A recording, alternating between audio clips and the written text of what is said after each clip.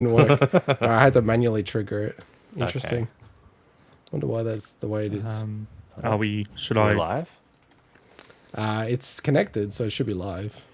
Let me go check on the YouTubes. It's still waiting, I'm guessing. I can see. I can Oh see. yeah, it's That's already, it. it's No, already it's live. there. Okay, cool. Awesome. All right, sounds all good. Now I'm nervous that the start pod thing's not going to work. Mm-hmm. Oh. Should we? Maybe I should just trigger it manually, right? Yeah, I'll just trigger it manually. Oh no, wait, let me press the button. I'll get ready to press it. I'm a producer now, so I don't have to worry about these things. All right, I'm ready to go. If it doesn't click through, I'll just click it manually, all right? Cool. Let me just go to this page, actually. All right, are you ready to go, Swinny? Yeah, I'm ready. All right, let's go in 3, 2... Welcome to the Big Week in Gaming podcast. And what do you know? It's been a big week in gaming. I'm Swinny for episode 106 for this Sunday, the 27th of November, 2022. And this week's show, will the Microsoft acquisition of Activision Blizzard actually happen? Sony are introducing a new PlayStation store policy to target shovelware and easy platinum games. And in our special feature this week, we chat about things that older games may have done better than modern games. If you'd like to support the show, we'd love to get you to subscribe on YouTube or your favorite podcast app. If you're a mega fan, come join us on the Discord, and all the links are in the description below or at bigwigpod.com. Joining us today, we have our executive producer, Intergot. I always love how you stuff up the intro in some part of it. It's human element. It makes things more... Yeah, you're not a bot. People. You're not a bot. Enticing. That's right. I'm not a bot. You're not I'm AI. not if I had pre-recorded any of that, I wouldn't have screwed it up. That's true. And we also have Mike. Yes, I jumped the gun again, as I usually do. Hello, everyone. Yes. Yeah, it's keeping the human element, I think, is going to be a big part of what I will talk about when we talk about what games used to do better. So... Thanks for introducing. We've got that our old man yelling at the sky I've segment. got the real yeah, exactly. I was actually gonna get some like fake white hair thing so I could do, and then I'm like, wait, I could just do it digitally, and then I'm like, nah, fuck it, I'll just be myself. That's and funny. Scream at clouds. Why is that funny, Swinny? It's funny because I was talking about actually wanting to go and try to find like a grey beard, like a fake big grey beard, or like I'm thinking it's leading up to Christmas. There's all Christmas stuff in the shops. I can find a Santa beard. None of the shops that sold costume things had any Santa beards. I was so disappointed. What COVID's done to us. Oh, I know. Deprived us of fake Santa beards. Very good. Very good. All right, well, we've got a bit of hype. So next week we will do our Game Awards predictions for what we think the winners will be, as well as what we think the announcements will be. So that'll be a fun little segment. It's always fun, especially around what we think announcements might be. And when we come to it next week, there's a couple of things out there that will be like, look, you can't say this because it's super obvious or it's kind of known or whatever like that, but it's going to be really cool. So I look forward to those announcement predictions. I always think the predictions is a funny segment because I want to, like, okay, I'll fully admit I do go over the top with some of these things and the structures and mechanisms, but I think they do make sense. You guys just don't get it, right? That's my statement. I get it all the time. I understand why you do it. You're just super competitive. I think. Hey, don't steal my quotes. Don't steal my quotes from year 10. I think it's almost like you should be able to bet against people's predictions, because if they're shit predictions, you can take the other side of the equation, right? Like you always need to get tension in the predictions, like over under kind of thing. But right? what do you define as a shit prediction? I reckon the predictions you guys did on the other week were shit because they were so fucking obvious. We're trying to win. What are you talking about? But they're shit predictions. How is it shit predictions? Because they're too goddamn obvious. That is like the most baffling. It's not like you get extra points for the less obvious ones if they come up. To get it wrong. I think you should. I think it should be like, it should be like a betting on horses, right? I don't do it, but I assume when you bet on horses, if it's least likely to win, you're going to get a bigger payout, right? It's the same thing. Yeah. If you guess a game that is really unlikely to win, then you should get a bigger payout. And by payout, I mean my applause. I'd happily frame the market like that if that's what you want to do, right? But that's not what you want to do, right? No, we got to keep it... This show is brought to you by... I actually don't know how to take this up the whole screen. Get that out of here. Get that out of here. I was hoping it was come up as this little one. The whole screen got taken over. Let's go to the full screen. We just gave him free marketing and they don't pay us a single. I wouldn't even want a single cent. I've had very long conversations with people that have worked at Sportsbet, and yes, it's a company I would not like to work at. Let me put it that way. Ditto. Yeah. So, like, Swinny, you're taking some time off to watch the Game Awards, live stream it, be a good, player, team player. I've got like this thing where I'm taking the day off, but I'm still doing some work. I've got a presentation to all these senior leaders that I've got to do, right? And Mike, what are you doing in that day? I'm working that day. Couldn't remember. Oh, okay. What? I'm not taking a day off work for that. You know how much I love the Game Awards. I think I've made it abundantly clear. I think it's funnier if you do actually watch the whole thing. Actually, would be kind of It funny. would be way funnier. And then if you do it, I'll create a Mike cringe-o-meter. Would it be a cringe-o-meter or anger-meter? Anger meter.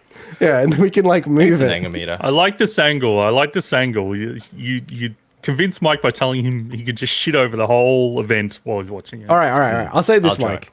If you do come to the thing, I'll code it so that the chat can control how angry you are. You know what I mean? Like they could vote so just on get it. anger if people vote on it. Okay. No. Well, So people in the chat could go, yeah, Mike's super angry or whatever the command is, and then it will move it on the screen. Okay. I'll do but are you gonna come? Because I got to do a bunch of work for it. It'll depend. I don't think I can take it there for. So that's a no. Like that. But so it's likely a no. I won't lie. But What do you mean you can't take a day off? Are you in a slave trade or something? What's going I'm on? not in a slave trade. I don't feel like I want to take a day off for something something that I really don't want to see. He said the quiet words loud. He goes, I don't want to do it. But Mike, do you actually need to take the day off to watch the Game Awards? Oh, Potentially not. Hey, but how big could the show take be? pride in my work. How big could the show be? Man loses job from streaming Game Awards to 5 people. Yeah, that sounds like a great idea right now. That'd be awesome. Yeah, so we're doing every single category this year as well, right, Swinny? Yes, and like even the ridiculous esports ones that we have Accessibility, not ridiculous in the sense that it's just not our thing. We don't know much about it, but it's just funny just to be able to just get points on Content creator, yeah. Yeah. And can we set it up? Because we haven't even discussed it. How much extra points do you get for the actual I thought winner of the Game Awards? that would be part of our segment next week. I've actually set up the sheet already, but I haven't changed any of the point stuff. Like we will work all that out. So you know what I would recommend? Like just for food for thought for next week. On any category where we feel like it's a bit like tricky to pick or we feel like it's close, we should make those points worth more. Because then if you do actually get it right, it's like you start to separate. And from no everyone dodgy else. points like we did last year that made you win.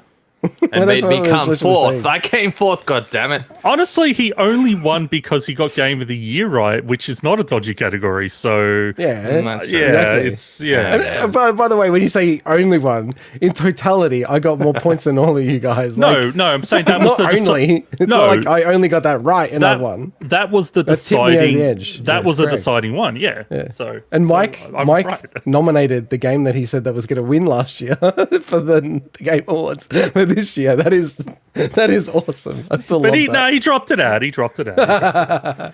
All right. So into Gots, what have you been up to this week? I haven't been playing that much. I've just been smashing Splatoon 3, ranking up in that. I beat Picross on the Game Boy, and then I had Nice. an existential crisis. I'm like, there's no more so with the Switch. There's already 8 Picross games on the Switch, and there's another 8 on the 3DS, right? And I'm like, oh shit, there's no new ones obviously coming out on the Game Boy. I'm freaking out, going, oh my god, I can't play Picross on the Game Boy anymore. Then I forgot that there's actually a really uncommon, no one talks about it, Japanese Picross 2, right? So I got the translation patch for that, installed that, and then also with the well, maybe I shouldn't disclose all of this, but there was a Pokemon Picross game that was developed for the Game Boy Color that recently was released in the wild. So I'm also telling got you, that. man. Like, if you run out of Picross, you got to play Hatsune Miku. That Picross. That's the Like next this- one after that. Okay. Yeah, but is that a Game Boy? Switch. It's Switch. Yeah, well, no, I've got a million on the Switch. I've got too many to play on the Switch. Man, they need to make a When you- Splatoon cross. Oh my god! And then If Imagine they that. did that, Cream Ichigo as would just be pants. like, I'm never playing another game again. Nah, Shit. that would be it. That actually made me think. Like, imagine if they had Picross in Splatoon 3. That'd be incredible. Because that card game is pretty close to it already. Like, could you create a competitive Picross? Now, this is like, you've got my juices flowing, like a turn-based no. Picross. I kind of like that idea. What do you reckon, Sweeney? I'm sure that there's an idea hidden there somewhere. Like, you'd have to figure out how the mechanics work, but you could easily make a co-op Picross game. That already exists. Okay. Well, Yeah, the latest versions of Picross are multiplayer. Okay. But I'm saying competitive. Like, you give each person like 10 seconds to do moves, and if you get correct, you get points for that. If you don't do anything, you get no points. Well, you could just also make it like like that speed idea. Picross, where they're like just 5x5 grids, and the quicker that you do them, it sends junk to the other player and stuff, Yeah. Tetris style. So Yes, that's deleting the numbers and stuff like that. yeah. Wow, this is amazing. This is a game jam. This is game jam right now. Picross game jam. But Swinny, what have you been playing? Oh, look, I actually had a little bit of a quieter week than normal this week because... So 50 games. No, because unfortunately, I actually had to babysit a bit this week, so I had to, unfortunately, be away from my gaming paraphernalia, so I couldn't indulge in my typical amount. But I did play quite a bit of Scarlet Nexus. So Scarlet Nexus is the Bandai Namco action RPG that came out sometime... It came out last year, but I think it came out almost like closer to the end of the year from memory. I could be wrong, but it was nominated for last year's Game Awards in the RPG category. So that's why I remember it was last year, not this year. And it got added to Game Pass. So I played it a little bit when it was added to Game Pass back then, and I also played the demo that they released. So I had a feeling the game was going to leave Game Pass pretty soon because it's been in there a while. So I jumped into it thinking, I liked the demo. I had fun. The combat was really fun and everything. But I don't think I like this game that much. And, I love my Tales of Tales games like, Bandai Namco's big flagship RPG series. And this has some elements where it's similar, but it's like a game where, everything about the gameplay, like the combat and everything is fantastic. It looks great. It's really cool music, but it is just one of the worst stories I've probably played in the game. It's just absolutely horrible. It's like... It's so anime, but in a really bad way. Like, I can deal with tropey anime stuff a lot, but this is just kind of ridiculous. And it has gotten better story-wise, but it is the point where I'm like, every single time you enter an area, they will always have a cutscene explaining, oh, we're in this area, we've got to do this. And it's like, yes, I know we're doing this. So half the time, you jump into that start, and I'm like, I just have to skip that intro cutscene. It just wastes my time. The TV. So- Is it got a worse story than Lightning Returns, Final Fantasy 13? That shit's over this game story. Yeah, I'm not a fan of that game story, but it's way better than this one. It's just Do you like that deep cut, Swinny? it is a pretty deep cut. But, it's not bad. It's not a bad game at all. And some people really like it, but it's just a shame that the game's combat is by far the best part of it when the rest of it kind of just falls a bit flat for me. So that's Scarlet Nexus. But talking about some Game Pass games, some of these, one of these that Mike's also played a bit this week. But I Played tried two out of them. I tried out Gungrave Gore, or G.O.R.E. So Gungrave is a series that started on the PlayStation 2 that always seemed interesting, but they kind of brought this. It's had a couple of entries, and they brought it back for this version, and it is very much your classic style PS2 action game. It's definitely for the fans of that series. It feels really clunky. The controls are, it's just like everything about it feels outdated, but I think it's what probably fans of the series will probably want anyway. So it's almost like true to what the series is, but to the detriment of people that aren't familiar with it and haven't played the older games. That sums it up really well. I played it, and that's exactly Yeah, what I thought. it's like it has some interesting elements to it, but And, like I could see it being fun if you're into that, but I couldn't play more than 2 levels, and I'm like, I think that's enough for me. So, yeah, and your characters feels like they're just walking through a swamp. Like, they move so slow. Yeah. So... And I wasn't a fan of the I mean, I didn't play it very long. Just the way the combat felt. Something about it just felt sluggish in an unnecessarily sluggish kind of way. I don't know. It was... Yeah. And I mean, it's a game where you're shooting enemies, so it's a third-person shooter, but it's also got some melee. But you can't hold the gun down, or at least the gun that I had available to me at the start of the game. You can't hold it down to keep shooting. You got to keep mashing the trigger, and it's like burst. You're constantly mashing the trigger for the whole game, for the whole level. I'm like, man, my fingers fucking get tired. It just felt like ridiculous. Sorry to turn everything back to Splatoon 3, but there are some weapons in Splatoon 3 you have to mash, and I just don't play those weapons because this is a fucking old man show. That should be the new spin of the whole podcast. It's just like old men talking about gaming or something. But I get like RSI if I keep on like mashing the hell out of. Yeah, because you play for like half an hour or something, Mike, and it's like you're just constantly like bah, bah, bah, bah, bah, bah, the whole game. It's fucking annoying. Wow. Yeah, so Gungrave Gore, not my thing, but look, I'm glad the fans got another entry in the series. And it's on Game Pass, so they don't have to pay for it if they have Game Pass already. Now, another game that I wasn't that impressed by is actually Somerville. So Damn, I was looking forward to that. Somerville, well, I mean, if you haven't tried it, you might like it. But Somerville is basically a game made by one of the creators, or one of the people that was behind Playdead's games originally. So you Limbo and Inside, and they created their own studio called Jump Ship, and they put Somerville out.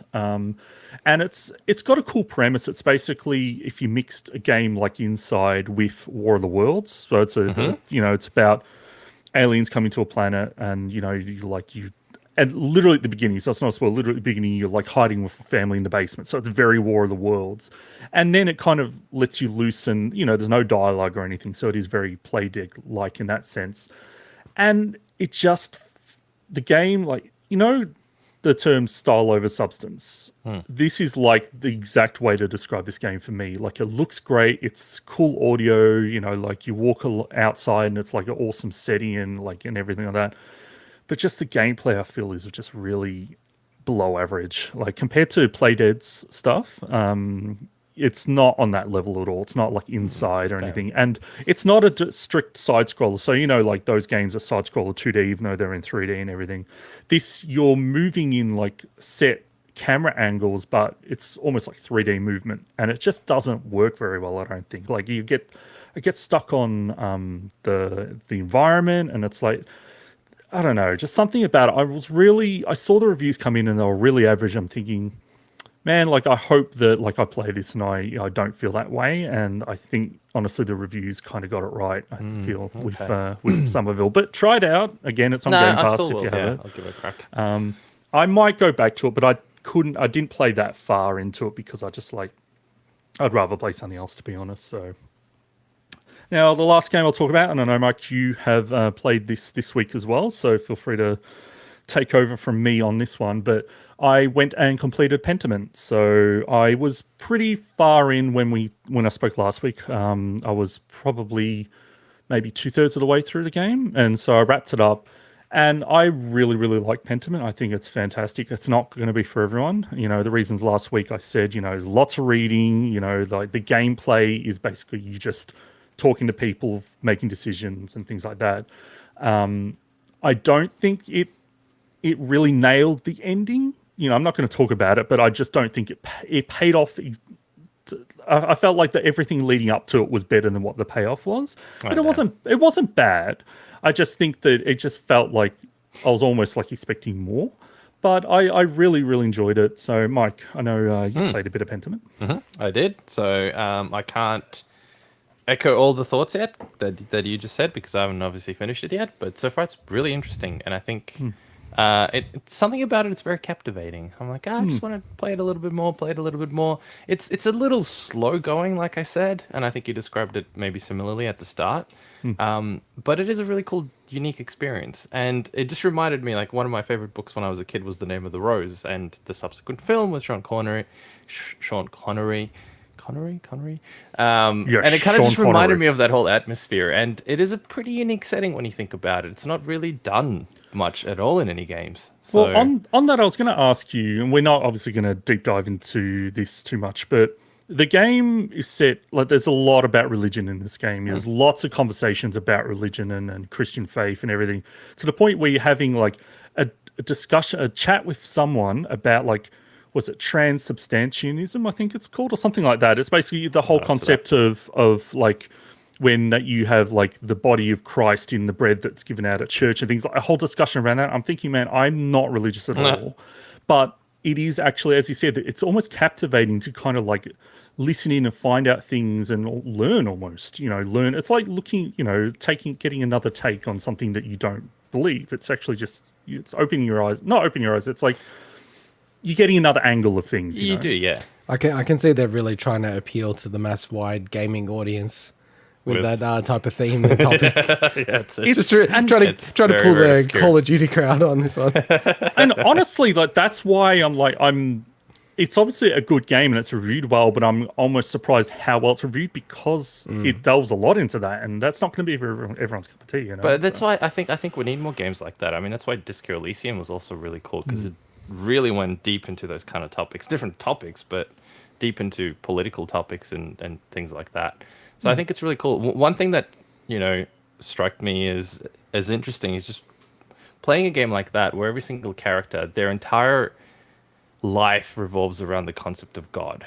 And it's obviously intentional within the context of the game, and the setting makes sense because, they're in a location where that's what it's all about. And it's just fascinating when you kind of think, wow, that's effectively mass hysteria, right? Just focusing on a single bloody thing over and over again and making your entire existence that thing. And it actually started making me question.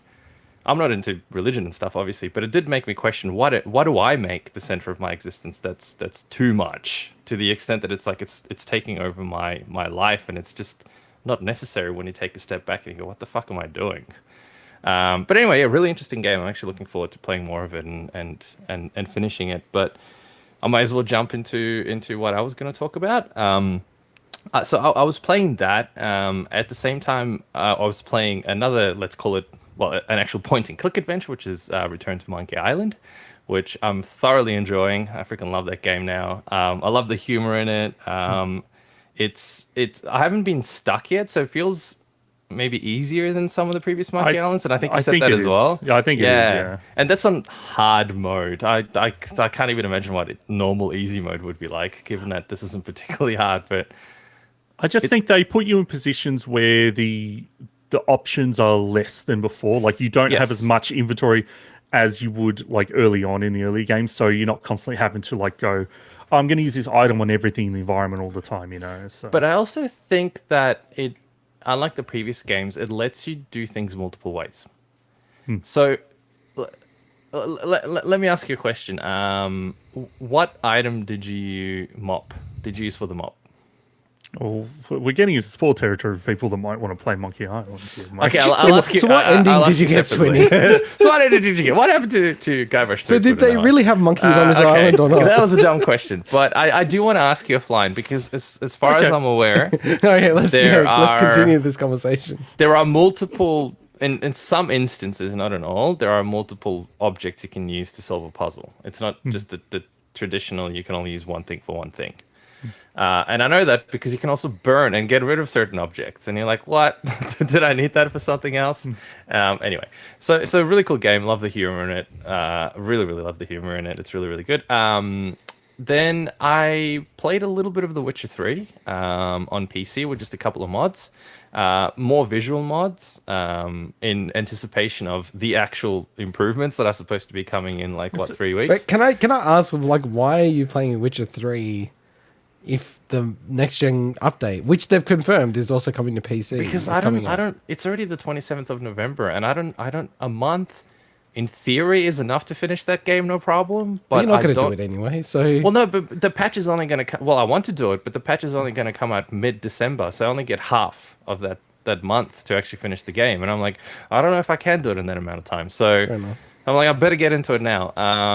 And the the one big mod that I put on was to use the Henry Cavill model, which looks kind of weird, but it works. It What? obviously looks like him. But wait. People have modded like to make Gerald look more like Henry Cavill. not Gerald, but yes, they You have say done Gerald, that, yeah. I say Gerald. Well, no, I say Gerald, you say Gerald. Yeah, you like how I changed it. I did that on purpose. I'm listening. So he, the character doesn't quite look like him, but like it's close enough that you're like, yeah, I'll keep playing with this. But it is a little jarring, the fact that the voice is still obviously the same. So, you wanted the Does it machine weird. learning changed or something? Yeah. Does it have the dodgy CGI over this mustache, just like the Superman? No dodgy Oh, yeah, CGI that's in right. this. That is Cleanly shocking. shaven. That's CGI. It's very weird, and it's ironic that just as I do that, I'm in a mission where I'm meeting up with Yennefer, and Yennefer's like, "Oh, I love the beard on you," and I'm like, "What beard?" The character model doesn't have a beard. Oh, okay. No, like it must just be like a bug thing in the game. You can actually grow a beard even with that character model. It's just I shaved it in the game, so it looks more like the actual series on Netflix. Anyway, and then I played a little bit of GT7 because it's the 25th anniversary something. So I only really play that game probably for like maybe a couple of hours every time there's a patch. Just because you guys know I'm super disappointed at it. I just always felt the progression in it is horrible for a casual like me that doesn't play the This 24/7. is Gran Turismo 7. Yeah. Gran Turismo 7, Yes, yeah. yes. So now, like, it was, I don't know if they did it for the community or something, but I quadrupled my money in, like, 3-4 hours worth of playing, which isn't saying much, by the way, because I can't even afford, like, half of one of the top cars that I want to buy. Yeah. But whatever, like, at least compared to before, the economy's a bit better. But it's still just, I don't know, I just find it so fucking unfriendly for at least people like me who just pick it up to play here and there. Dude, like it's actually like it has a massive downstream impact because I don't know, I didn't really need to buy them very much at all. So with Black Friday there's not really that much that I was looking at. But those steering wheels were like on sale and I'm like, oh, like Cool, man. do I want to go down this path, right? Cuz I'm kind of like keen to like do that a little bit. I don't want to is get lost in awesome. it. But like seriously, Gran Turismo 7 being so shit with its economy made me like, oh, well, I'm not going to get it for that. And then why would I get like a PS like steering wheel? And it kind of just like knocked it out like as an idea. Like That's a shame. No, That's no a shame. joke. If GT like Gran Turismo 7 was really good, like fair in its economy, so a little bit of grinding, but nothing too crazy, it might have tipped me over the edge, honestly. Like seriously. But it's it like feels- so much bullshit the way they've set it up. The way the content is, it's obviously geared a lot towards being online because I feel like I've done a shit ton of the single player stuff that you can possibly do. And I have no incentive to just go and do a lot of other parts because there's nothing driving you to do that. It's all kind of driving you to go online. And once in a while, you get a few more bits of content added to the single player experience.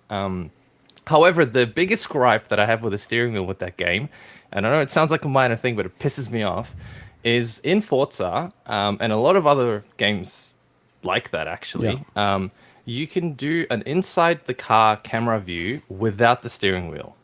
So it's basically zoomed in a bit more and it removes the model of the steering wheel because you have the physical steering wheel in front of you when you play with a real wheel. That makes sense, GT doesn't have that. I guess. And I know it's a really minor thing, but having played that in Forza 7 with a wheel as well, because I'm an idiot and I have both wheels, and it's still annoying that Logitech can't just make a bloody The wheels don't single work for wheel with a both. switch or It's so something. awesome. But whatever. I found them on clearance at They a got double really the money good off price. you. Well, no, they Yeah, didn't. they're like, 'Cause those bastards, and then they're like, well, hang on. Yes, I and hate no. Activision Blizzard. I buy every Call of Duty. I got two of the wheels less than the price of a single wheel. So then I'm like, all right, maybe I'm okay with yeah, that. but if you bought only one, then it would only been half the money, right? I So know that. they literally but did get double the money. unfortunately, I have two bloody console and I have racing games on both. So what can I do? But it's a really minor gripe, and man, it's annoying because you get used to it in something like Forza, and I keep going back to that view because it just feels more natural with having your own physical wheel. But then you go to that and it doesn't make any sense. Anyway, the last game that I will gripe about, I'm a little disappointed at, but it's nothing to do with the game potentially. I think it's just me getting old, is Elder Souls on the Switch. So Elder Scrolls. Eldest Souls. So it's basically a Souls-inspired Souls-like. That's just... You can't lean into the memes. It's not funny when you lean into the memes. But that's what it is. It's even in the name.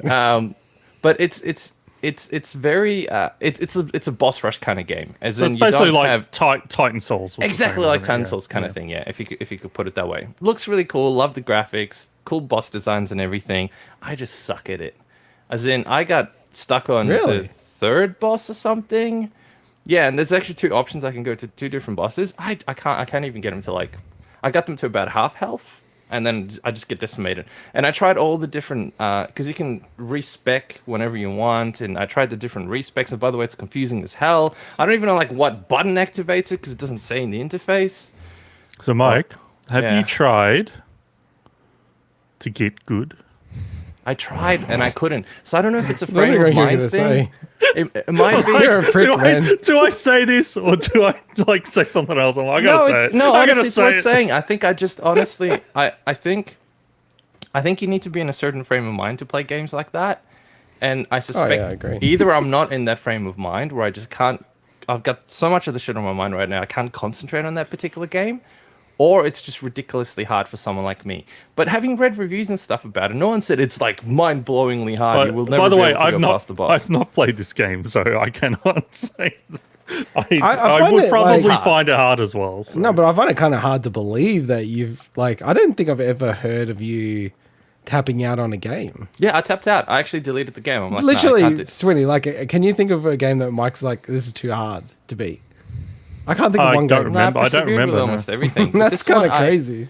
And I'm really like it got really good reviews, really cool art style, cool boss You design. got shook, man. And you I'm got like, no, shook. this just it doesn't do it for me. And Wow. I ended up just getting frustrated enough that I deleted the game. So Now you know what a normal person feels like.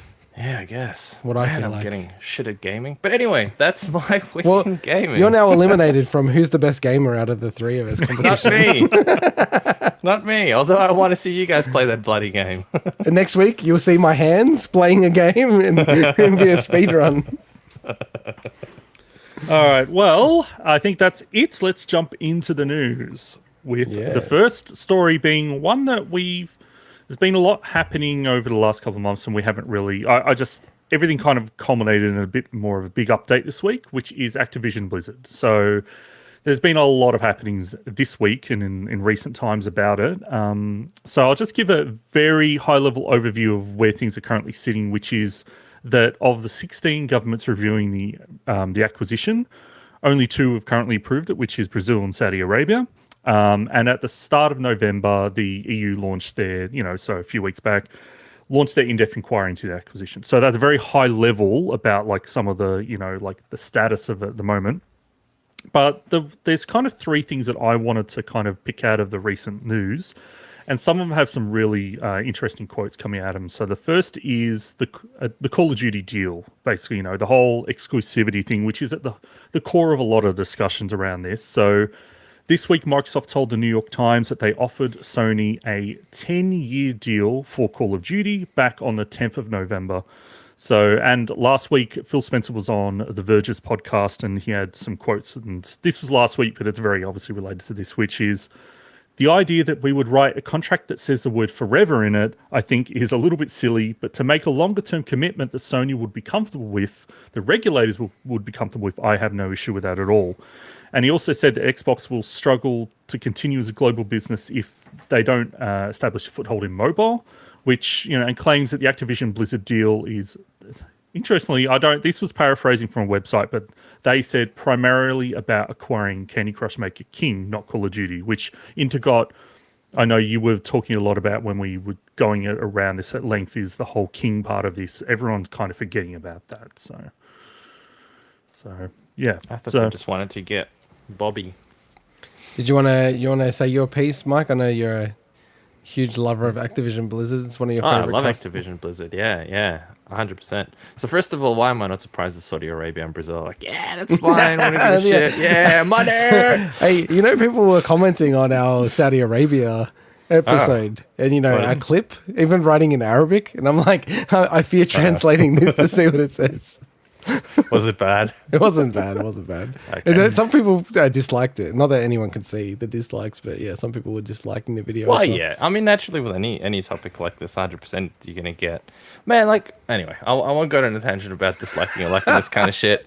You guys know my opinion of what I still find really interesting is that there's almost like this inherent, how do I put it? It's like now people have the right. It's a God-given right, goddammit, to be able to play Call of Duty on PlayStation.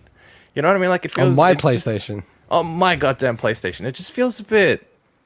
I don't even know how to put it. It's like, well, what world do we fucking live in where people need to have a right to play a particular game on a particular console, otherwise the fucking world burns or something? I just don't get it. Like, I think it's unfair in a way when people got used to playing a particular game series on a particular console. So I think it's good that they still have the opportunity, or they're trying to get the opportunity to continue playing that series on that particular console. But at the same time, I just find it kind of bizarre that you go into the territory of unfair competition and monopolies and all this shit just because you have a particular game on a particular console. Like, what a world we live in, man. Can't wait to gripe more about that in our last segment. But other than that, yeah, I mean, I still think it's going to go through. I just find the reasons why it's struggling to go through a little weird. Well, I'll just say there's more parts of this news story, so Yeah, it's more about that, I guess, 10-year Reserve. deal. Yeah, into it. Sorry. I think the thing is, well, to remember that Microsoft, for them, they had, like, it's this interesting dichotomy they have. Sony is like irrelevant in terms of size compared to them, right? Like from a money perspective, everything. They could just buy Sony like 100 times over. There's no issues, right? So like the money and the acquisition stuff, although it's still even a large acquisition from Microsoft, it's not like going to break Microsoft if they buy it or don't buy it or whatever, right? Which is amazing. You can't say that about almost any other company in the world, right? But the other side of it is, if this causes so much drama for Microsoft internally with the regulators, they've got other things to lose more than Xbox. Xbox is not the powerhouse for Microsoft, right? So I'm sure like this is probably the tension for, well, I'm guessing the tension for Phil of like, the more this is getting like pushed on, stressed, pissing off regulators, which you don't want to do because of other parts of your business as well. Now, I even wonder internally if they're sort of looking for the exit sign and going, well, this is going to hurt our core business. Forget about gaming. Like, we don't even care about this really.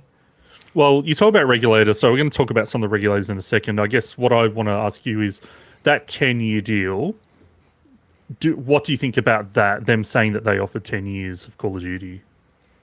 Well, I think it's true. But I do, like, I think Phil gets way too much credit from everyone in the media. I think they get sucked in so hard. He's just a corporate guy, right? He's just a corporate guy who's very good at PR, right? And people get way too sucked into what he says. He was being really coy with everything with Bethesda. It's like, oh, we'll see where it goes. And now that Bethesda's fully over to Microsoft, it's like, oh no, everything's exclusive, pretty much. Like, and we don't know about the next id game, but I mean, that could be exclusive to Xbox as well, right? But I do believe, like, they've offered the 10 years. And to be fair to him, you could never write a deal that says it will be on PlayStation forever.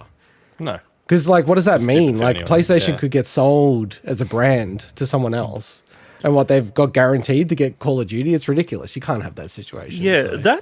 that 10 years is just crazy to me. Now, I know that this, they've stated, oh, we want to keep it on Call of Duty on PlayStation and everything, but 10 years, that takes us into the next console cycle. Well, into next set of consoles. For sure. So it's kind of nuts. Well, let's talk, before we get too far out of that, let's talk about some of the regulation things. So there's two here. So we're talking about the UK and we're talking about the US. So I'll talk about the UK first. So there's the deadline for a decision by the UK's Competition and Markets Authority, the CMA, is set for March. So it doesn't seem like anything's going to happen before then. So just keep that timeline in mind unless, things change.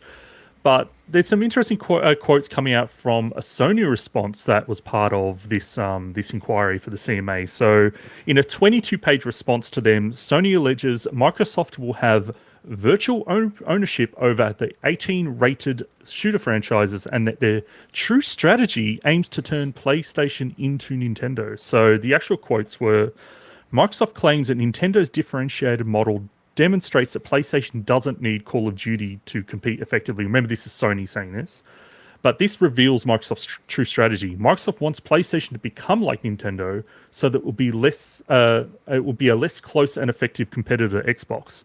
Post-transaction, Xbox would become the one-stop shop for all the best-selling shooter franchises on consoles. So Call of Duty, Halo, Gears of War, Doom, Overwatch, which is obviously that's all true if it was exclusive, and it would then be free from serious competitive pressure. So this is a really, I feel, kind of a bit of a wild claim that they want to turn them in basically into a Nintendo, like differentiated really Nintendo unsuccessful company that's like but making more money than all of them. It's kind At of this crazy. point, what are you gonna? I mean, look, the reality is they don't want to lose money, right? So they can't just say, "Hey, we don't want to lose money because we're losing money if this deal goes through." You have to find a more legal spin to it and say, "Oh, it's anti-competitive," blah blah blah. Like, Which, like, I think you can try to mount that case. well, of course you can. Absolutely, you can. And that's challenge- exactly what they're trying to do. The challenge for Sony is then, on the other hand, what was that game, Final Fantasy 16 that's coming out? Oh yeah, exclusive for 6 months to PlayStation. It's like they do this. They just don't have as much money to do it more effectively, right? So they don't really have a leg to stand on. I think it's, and I know some people, including people I like Colin Moriarty from the Sacred Symbols podcast. He's like, oh, they do it more organically, and then they've gone out and bought, Bungie. Right? It's like the least organic purchase ever is literally, in most people's minds, like an Xbox type of thing, Bungie. So possibly the spiciest part of this is the FTC in US, for me anyway, with the potential that this has. So now, originally, a ruling on the acquisition by the US Federal Trade Commission was expected by late November. Obviously, we're on the 27th at the moment. According to reports from news outlet Politico, the FTC is likely, according to their sources now, the term strong word likely here, so it's not confirmed, to file an antitrust lawsuit in an attempt to block the acquisition. So that would obviously be a huge barrier for Microsoft if that was to happen. So that's kind of, I think, Indigot, you were mentioning earlier in the week that, obviously the share prices and everything are reflecting all this news. And yeah, and like it's interesting because, Microsoft's got an offer to buy Activision Blizzard for $95 per share. And they were trading at the time like $62. And then they shot up to around like $82. And the theory is like, through time, it should go up to around 95, because otherwise, if currently right now it's trading for like $75 per share. So if you in your heart were like, it is guaranteed to come off, you could buy it at 75, and then every share you buy, you're going to make $20 in like a year's time, right? Like that's an amazing investment if you're guaranteed. But that's the point. It's not guaranteed. And then if you actually look at the underlying, I haven't done like a fair market valuation of what I think it would be worth. But I mean, like Activision, a lot of their things are going well, like Call of Duty is selling well still, etc. But if you look at the Blizzard side, man, they are like really soft. Like Overwatch 2 launched really poorly. I'm not sure if they're still making a lot of money through the monetization. Diablo feels really soft in the market. They now have to get out of China because they lost their deal with NetEase. So, I don't know, there's a lot of money coming off the table in that space. And like, I don't think it's a guarantee. I still think it's going to happen. I think all of this is really the regulators telling Microsoft and sending signals to Microsoft, come to the table, we need to negotiate some kind of deal that we're comfortable with. So Mike, as someone who's very rarely soft, do you feel... I was wondering what line you wanted to say. Do you feel... Very true. What would you care if this fell through? What's your feeling on that? Do you want this to pass? Would you care if it doesn't or doesn't? What's your feeling on this? I'll be honest, I don't give a fuck. I would like it to potentially pass purely so people can still play the games on PlayStation without having to worry about it. So from a consumer perspective, I think the way things are at the moment, great for consumers, right? The moment this passes, then you run into the territory of certain people might be restricted. They won't be able to play it. They got to fork out more money to buy a different console. Yada yada yada. So from that perspective, absolutely shouldn't pass. I hope, if that makes sense. Do I specifically give a shit? No, because I don't like the Call of Duty games anymore. I think they're repetitive and boring. But whatever, that's me. Who gives a shit? But from a purely consumer perspective, I think it's better if it doesn't pass. And this, which is funny when, you know, like you've got a quote in here saying, following the report, Activision Blizzard CCO Lulu Cheng Mercervi said, quote, and I hope this quote is correct and copied verbatim, seeing a lot of speculation about Microsoft's acquisition of Activision Blizzard. Any suggestion that the transaction could have anti-competitive effects is absurd. The merger will benefit gamers and the US gaming industry, especially as we face stiffer competition from... What the fuck does that mean? It will benefit gamers. Very funny, nice little edit. It will benefit gamers in the US gaming industry. How? How? Exactly how? I hate when they use those bullshit words that have zero meaning. It won't benefit gamers at all. It's a detriment to gamers. How the fuck can this possibly benefit gamers when it's locking out a whole bunch of gamers from being able to play that game potentially? That is just fucking bullshit. I hate when dickheads like that say stuff like that. I agree. I fully support gamers. I'm fully behind gamers. And number one, Swinny, how are you going to go next year with Mike when I'm off the show permanently? Yeah, that's yeah. I can't wait to tune in. Banded ship. Big Fortnite in gaming. I'll just do it by myself, goddammit. I'll be just here with two blank screens on each side. And I'll rant for an hour and a half. At this point, obviously I do like to discuss this because it's a big part, a big change in the industry. I want this to be over at the same time. Yeah, just get through it, right? And at this point, I actually almost want it to fail for kind of the reason you said, Mike, just the fact that, you know, like, then everyone still gets to play Diablo. Everyone still gets to play Call of Duty regardless and everything. And, you know, one of the biggest benefits of this whole thing to me was a chance to clean out the culture of Activision Blizzard because it'd been through all the shit. We had Bobby Kotick, you know, just being Bobby Kotick. We had the whole, you know, obviously all the lawsuits and, you know, stuff about the sexual allegations and things. And so it was a chance to almost just clean that out and possibly bring back some of the IPs that left left in the dust. But at this point, I'm like, well, is it more trouble than it's worth, you know? I mean, the last thing I wanted to say on it, I just wanted to not go forward because Microsoft is so shit at managing game studios. Like they own a gazillion game studios. No fucking games came out this year. It's like the one job they need to do. So I don't want them to get, you know, more studios and then wreck those studios. So that's my last little quote on it. Cool. So we all want it to fail. I think it's a good. Fail. For once, we're all on the same page. Sorry, Microsoft. All right. For a bit of nicer news, Sorry, I thought we would actually talk about the Wave 3 of Mario Kart 8 Deluxe DLC tracks that have been revealed. So, and there's a reason I also wanted to bring this up, but I'll just cover some of the basic details. So, if anyone doesn't know, the booster course pass for Mario Kart 8 Deluxe, basically there's 6 waves, I think it is. Is it 6 or 5? I think it's 6.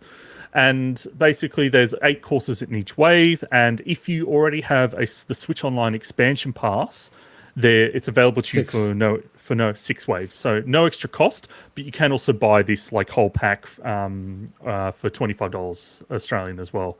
So, and just as an aside, we're talking about this. I think it was offline last week about the biggest selling games of all time. The fact that Mario Kart 8 Deluxe, as of September, has sold over 48 million copies, which ranks it as the 7th best-selling game of all time. It is absolutely insane. So, and that's deluxe. I believe that's just deluxe. That's not including Mario Kart 8 on the Wii U, which sold 10 or 15 million copies. I feel like everyone who has a Switch has that game, though. Well, whether they play or not is a separate question, dude, but they all have it. I have multiple Switches, so they all get added up, right? And I'm not buying multiple, even though I actually did buy multiple copies. I bought a digital one. I'm not buying, although I did. And I bought the physical, you know, mostly a physical. And then I bought the VR one. And then I'm like, I got to buy the digital because it's so annoying switching back to it all the time. So like, I guess, yeah, fuck, that's pretty embarrassing, but... All right, so I'll just quickly cover the course they announced. So of the Rock Cup, we have London Loop from Mario Kart Tour. We got Boo Lake from Mario Kart Super Circuit. We have Rock Mountain from Mario Kart 7, which is the 3DS one. Maple Treeway from the Wii Mario Kart. And for the Moon Cup, we have Berlin Byways from Mario Kart 2 Tour. We have Peach Gardens from Mario Kart DS, which is a great track. We have Merry Mountain from Mario Kart Tour. And we have the 3DS version of Rainbow Road from Mario Kart 7. So there are some really cool tracks in here. I particularly like the Mario Kart 7 Rainbow Road. And I mentioned... I like that a lot as well. That's Yeah, like and- I think that might be one of my favorite Rainbow Roads. and the Peach Garden as well. And I always like seeing the Super Circuit Game Boy Advance ones like brought into 3D. That always looks cool. The one thing that's, again, disappointing, we talked about this when we talked about the Wave 2 courses that had the cool Sydney track from Mario Kart Tour in it, is, as a big fan of Double Dash, this is the third DLC wave, and again, there's been no new GameCube tracks added in. And Well, how many are there's- we missing though? Because the What do you base mean? game's got quite a lot of the Double Dash courses, doesn't it? It's Double Dash actually has the second lowest amount of tracks in the whole game of the series. As part of the retro, the extra, and the booster course, only the SNES Mario Kart has less tracks in the game. They should have every bloody SNES track. That's the Yeah. greatest Mario Kart. The thing with the SNES track is I understand because obviously you're having to bring something from 2D mode 7 into a brand new thing, whereas the GameCube tracks are almost ready to go with reworking of the visuals, you know? So it's kind of like, it's a shame. But there are rumors and, you know, people have found music tracks and stuff that potentially indicate there might be 3 GameCube tracks added in as part of the following ones. But Okay, spoilers.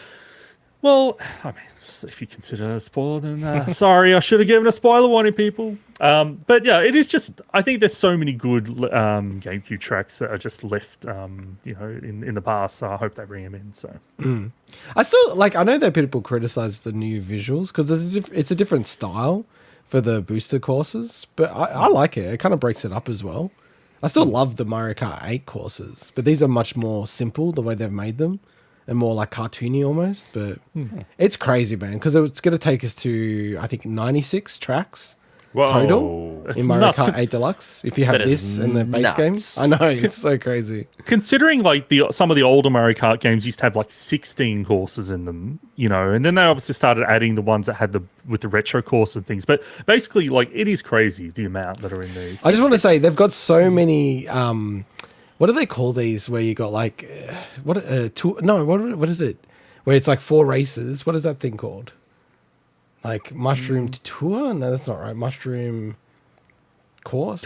The cups. No, I'm saying the cups. Yeah, cups. Yeah. They've got And even I know that. They've got so many of them now. It's like 16 different cups that they're running out of symbols for these cups. They're just fucking like, here's a mushroom with a stone on it. Like, we don't give a fuck. We just like, we've run out of symbols for this shit. Damn. It's fascinating though. I mean, I'm not a huge player of this, but I've always enjoyed these games whenever I did play them. But how does it work from like I don't know, from an experience perspective, where you used to be able to try to perfect specific tracks because you had such a small number of tracks, you'd play them over and over again and you'd perfect, and you know every single shortcut, everything beautifully. But when you have this many, unless you're really into this game, it changes the dynamic of how the game feels, if you know what I mean. You don't quite perfect tracks anymore. You kind of just play a bunch of different tracks. But How I does mean, that... for people that are that into it and perfecting tracks, they've been playing this since the Yeah, Wii U that's true. version, So they you just know, so perfect each track as it comes along. Yeah, they've that's had true. a long time to get used to those older tracks. So. Here is something more important though, which is fuck Mario Kart. Whatever happened to Wacky Wheels? And in fact, I kind of know what happened with Wacky Wheels, but who the hell owns the right to Wacky Wheels now? Because that's a franchise they need to make. It's so weird because I actually heard someone talk about Wacky Wheels the other day. I'm like, that's Was so Wacky Wheels funny. Apogee? Was it Apogee? Yeah, it was Apogee. It's like what, 3D Was it? Realms now. Yeah, What- Apogee, I have yeah. lost track of what the hell it is now. But no, wait, didn't Apogee come back as a publisher? Yeah, we And covered then- we covered them on the show. Yeah, so I'm Yeah. really confused who the F actually owns it. No, wait, Well, hang on. I've been reading it. Who owns So the rights it's now? Quesadilla Games. What the hell is Quesadilla Games? They've bought the rights to it. Okay, I don't know, well, they- there's- Isn't that not Cascadia? Oh, Cascadia, I don't know. Cascada Games. Well, they better bloody make some games. So yeah, Wacky Wheels They HD. made Came out Cascadia. came out on Steam in But they withdrew it. 2016. 2016. If I reach Oh. out to them, how much would we all have to chip in together to buy the rights to Wacky Wheels? I reckon know. I reckon we could convince Joe Jives to. I reckon I'll contribute. put 10 grand in to get Wacky Wheels to buy the IP. Oh, How much I did you don't- pay? Man, they must have paid peanuts for this game because if you go to cascadegames.com, I'm not shitting on them. I mean, these games might be really cool, but it's not a particularly big studio by the looks of it. And I feel like something like Wacky Wheels deserved a Yeah, big name How much do studio you guys get behind to it. Wheels- chip in? How much do you guys get to chip in? To get new Wacky Wheels? I don't Yeah. know, 20 bucks. $100? I'm being serious about saying I'll put 10 grand in, and you guys are putting in like, Can you give me a business plan that covers what the plan for return on investment is on that? yeah, I $20, can please? whack that out. Cool. I'm emailing them right now. I'm just seeing if I can actually. You're like, emailing bring this Cascade up. Games. Are you trying Yeah. to buy the license back? Yeah, I'm interested to buy the IP of Okay. Wacky Wheels. What is your offer? Like, let me try to Dude, put- I would invest in something like that. so you would It's such a cool game, yeah. It's a very look, see, Wacky Wheels IP. I'm not Wait. revealing anything here, am I? No, I no. hope not. I'm on the Cascadia Games website, which the SSL certificate seems to have expired, by the way. Yes, it's not secure. They There can't even afford there that. is a game here. There is a game here that I swear is just Bubsy. Like the picture is Bubsy. It looks but, like Bubsy, yeah. but it's not called Bubsy. It is a that literal Balix? Bubsy ripoff. yeah. I wish you could bring. I wish you could bring this up. Watch out, we're like talking of writing an email. They can watch this. So what am I writing? Hi team. You're We're- writing the email. We're Hi, team, interested we're- in buying the Wacky Wheels IP. Yeah, we have $10,120 to offer you. No, we don't want to put the offer in. Can we like connect on Discord to chat or something? What should we Yeah, say? yeah. Yeah, something like that. Can we connect on Discord or So this is what we've turned into, is it?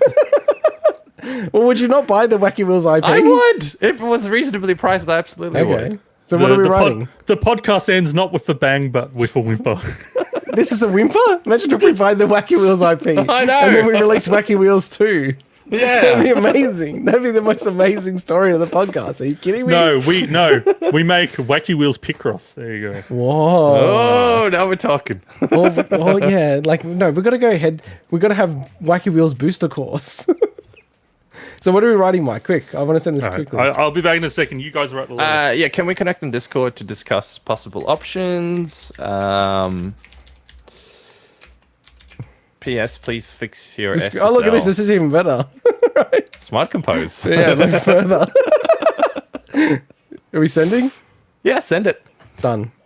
Awesome. All right, let's continue. Right, wait, this over getting now. Wacky Wheels Sweeney. 2, boys. That would be amazing if we. That would be so cool. I would Because legit we're love always to- talking about making games and stuff. Yeah, That's like the greatest reason to make a game. We own Wacky Wheels. yeah. We own Wacky Wheels. And that That'd was be man. I amazing. loved that game back in the day. I did as Far well. out. I did as well. I played it more than I played Mario Kart, I reckon. You know what I reckon we'd do if we made Wacky Wheels? You got to make it like a descent into madness. So as you're going through the levels, like more and more shit happens, and then it's a different game altogether. You know what I'm saying? Like that's actually how you make it really interesting. Turns to some weird Animal Farm-esque. I don't know. I reckon there's a chance we could buy this shit, man. Pretty slim. But I mean, maybe they're desperate for money. Why? if they Why can't is even it pretty afford slim? An SSL certificate. How much 'Cause value I don't know would what this have? Well, I just don't know. I have no idea. They probably didn't make much money from it, to be honest. It actually got pulled from Steam. I don't know why. It came out in 2016 on Steam, as in Wacky Wheels HD, and then it got pulled, and I have no idea why. And then there's an iPhone version of it, which might have been the same one that was on Steam. But Yeah, I can't imagine it's know. like smashed it or anything. It's actually hard to find any information about it. where are Cascada Games based and stuff? There's like nothing. This is what I mean. They sold such a big franchise, and this website doesn't even have. Such a big franchise. Well, no. What? Okay, maybe not a big franchise. Sorry, it's such an iconic game, right? Well, I don't know. Wheels. That's such. I mean, I don't want to And- talk it down, given that we're about to buy the IP rights. To It was- Okay, it was a iconic- shit little game that came No, out. it was fun little pocket of time shareware game that a certain age group that had PCs would have experienced. Yeah. You know. But I would Cool. like. I I, can don't see even why know it- where these I got guys are pulled. based. It had- What's going on with It had this? 25% score on Steam. Whoa. Okay. It's like, yeah. this is a really low score, man. This is crazy. I'm trying to see if they've got like any Whatever data on franchise. sales, like how many it's actually sold. If someone would have asked me, what do you think, where do you think the podcast potentially go off rails this episode? I would not have expected in the Mario We Kart wanna- segment. Yeah. No, and man, us like- wanting to buy Wacky You think Wheels. it's nuts?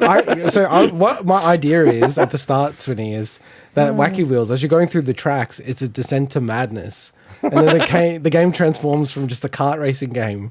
So Wacky Wheels, it basically is Frog Fractions 3. It's the game Correct. that yes, okay. Correct. Or like, what's that other one that has, it's like a dating sim, but then it like goes off the rails. I can't remember. It's like Doki Doki yeah, Literature Club. exactly. It's the Doki Doki Literature Club of kart races. That's what I'm selling. And then at the end, you go Wacky Wheels. They're all crazy. That's why. Yeah. You know what it reminds me of? It's High like on life. you know the Banana Splits, like that TV show that had like the characters and costumes and everything. Anyway, it was like a kids' TV show, and then they made a horror movie basically where it turns these kids' characters into like slasher villains. Yes. Yes. Well, very, very good bunch of new tracks for Mario Kart right there. Yes. All right, let's keep going because we do have a special feature at the end of the show. So the next segment, and we'll probably just get through this one quickly, but I thought it was an interesting one, which is the fact that Sony may finally be cracking down on a whole bunch of shovelware games on the PlayStation Store. So in a letter reportedly sent out to developers, according to the website dex.exe, so basically they said that a developer reached out and gave them the letter. So I'm taking this at face value, but obviously, it'd be good to have more confirmation on this. But it does have a copy of some of the letter and everything, and it states that they're implementing a new spam and I hate this word. Mike, can you say this word for me? I hate it so much. Spam and Duplicative. Is it duplicative? Duplicative? Is that how you say that word? I've never known how to say the word. Duplicative content. Policy to clean up the store, basically. So Duplicative. we're talking about developers that just take a game. It could be an asset flip, but then they might Duplicative they copy it again and give it a different name. Duplicative. And there's apparently this was a massive issue on the PlayStation Store. It's also an issue on other stores as well. But Yeah, on the Switch. so No, it's way worse on PlayStation, dude. PlayStation's Way particularly worse. bad. So I went on PSN Profile. So that's a big trophy website, and wanted to get their take on this because it does also affect a lot of games that are just put up for the whole point of getting platinum trophies. Yeah. Right. And apparently there's over 2,000 titles like this on the store that are just absolute dreck put up for Steam's obviously way worse, but PlayStation Store is really bad in that regard. But basically their quote is that they want to ensure that customers can search and discover the full breadth of experiences on the PlayStation, Cool. and that other games have a chance of being discovered, and so they're not covered by this crap, basically. So the way they define these titles is, products whose functionality or assets are copied and not meaningfully different from other products already published on the store, multiple concepts and product variants published by individual partners that have duplicative functionality or experiences, differentiated only by minor variances. So Awesome. it's basically just, I think that, this is a really good step. And they basically say that, games that meet this criteria will either be shadow banned, so they won't, appear really unless you have to really go hunt for them properly, or they'll be delisted. And if a developer keeps putting these games up, then they could potentially even be banned from publishing games. It's going to happen till the Chemco games. Chemco do not meet this criteria. I'm kidding. Oh, There's I was going to say that kidding. joke. I was going to say that joke. I want to be really clear with this because there's a lot of games that have easy achievements, but the games are their own games, right? It's not those games. These are just Oh, shit. absolute. These are absolute dreck. That is just like there's so many horrible games out there. So Look, so this is the game called Stroke the Dog, right? yeah. This is a PlayStation 5 Wait, game. this is an actual PlayStation Yeah. game. Okay. This is a PlayStation 5 game, right? So Okay. Use Yep. X press to stroke X the to dog. stroke. Okay, cool. Okay. Yeah, okay. This is a very... Look at this. What- Look at this. What the 10 strokes. fuck? Look. How does this I wonder pass? how- Look I up wonder the how top, many- at the top. 25. Oh, I got a trophy. How does this pass? The 71 trophies, and then it's like a platinum trophy as well, and that's it.